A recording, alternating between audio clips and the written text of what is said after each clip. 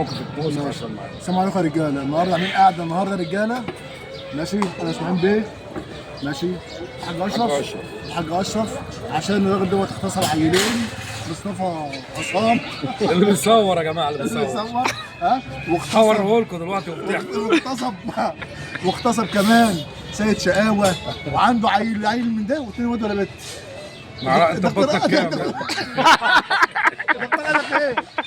الدكتور قال لك لا ده بطنه عيل باين. عيل شقاوه اتنين. شقاوه بيلعب جيم فعشان كده قابل للزياده. المعلم خد الراجل الغلبان دوت من فيسبوك عند كيداهم وقال عليه. دخلت كده. امال ايه؟ عيب عليك. مش كنت عند فاهم ولا لا؟ خدته ازاي؟ ما هو بقى اللي يحكي. يعني انت راجل متجوز اربعه. هو اللي يحكي. راجل متجوز اربع حريم. اربع حريم متجوزها.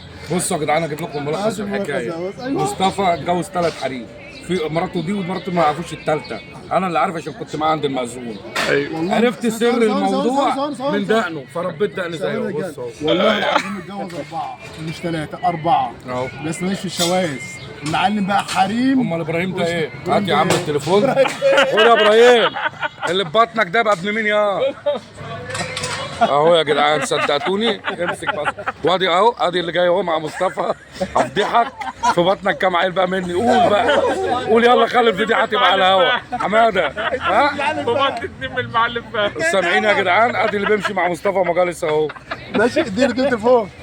منين انت بقى؟ من القليويه. يا نهار اسود. النهارده في ابو العيله وانا اغتصبت ابراهيم. اغتصبت ابراهيم. الصيد بتاعك اهو الصيد بتاعك اهو بقول لك بطنه عيل برضك لا ابو منك. العيله كلها ابطال. مالكش ابو بلاء. هو ابراهيم مش من بلاء، ده ابراهيم من لا ابراهيم من القلويه.